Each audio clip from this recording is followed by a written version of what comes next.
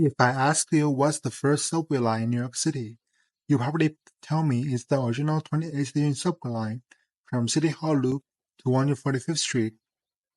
But did you know back in the 1870s, New York made its first attempt in building a subway line? Today, I will tell you the story behind New York's first subway line, the Beach Pneumatic Transit. The Beach Pneumatic Transit, as the name suggests, is developed by Alfred Ely Beach, an American inventor, publisher, and patent lawyer. In the late 1860s, when New York's traffic became a nightmare, Beach became one of the few who proposed an underground railway under Broadway. He got inspiration from the Metropolitan Railway in London, but instead of conventional steam engines, he proposed for using pneumatic technology in which air pressure in the tube pushes the car, and construction using a tunneling shield of his invention to minimize disruption to the street. He created his own enterprise using technology, naming it the Beach Pneumatic Transit Company and making himself the president. During the 1867 American Institute Fair, Beach demonstrated a model of his pneumatic transit system for the first time. However, he failed to gain support from one of the city's top politicians of the day, William Boss Tweed. To move on with his concept, Beach claimed that he was building postal tubes while he secretly worked on his pneumatic-powered demonstration subway line. The demonstration project was finished in 58 days and was opened on February 26, 1870, with a 25-cent per person fare.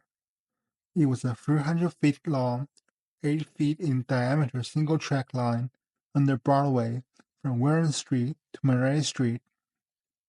Passengers entered the railway through a station in the basement of Devlin's clothing store at 260 Broadway on the southwest corner of Warren Street.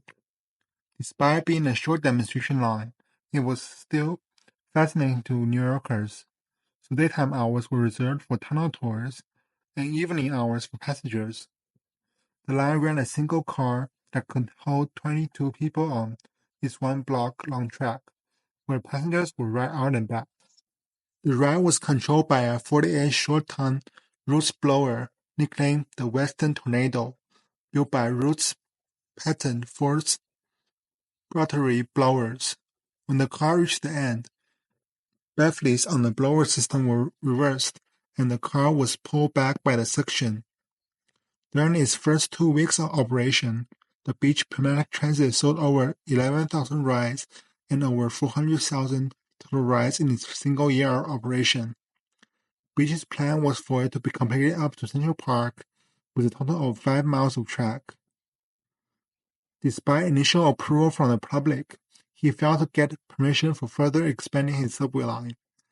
At the time, people favored elevated lines, which was cheaper transit option, and Broadway landowners feared subway tunnels would damage the foundation of their buildings. In 1873, when he was finally approved for further expansion, Beach has lost support of the public, as well as facing financial panics. His pneumatic subway line was closed down within that year.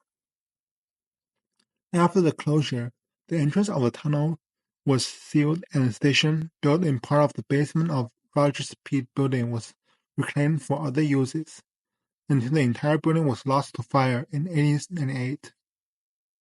The Beach Pneumatic Subway was almost forgotten by the public until 1912, when workers evacuating for the BMT Broadway line dug into the old Beach Tunnel, where they found the remains of the car.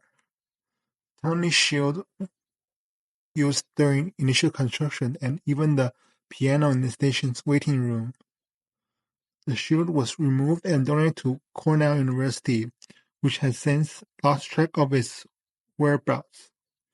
The tunnel was almost completed within the limits of the Broadway line City Hall station, but it's rumored that a small portion could still be accessed by a manhole on Ready Street.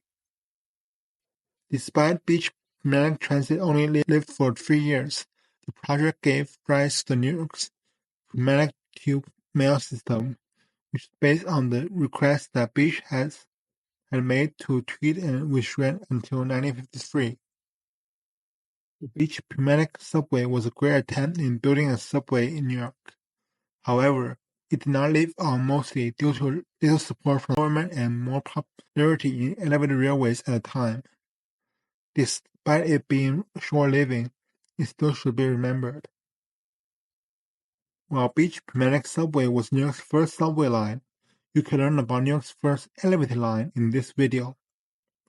Thanks for watching, and see you in my next video.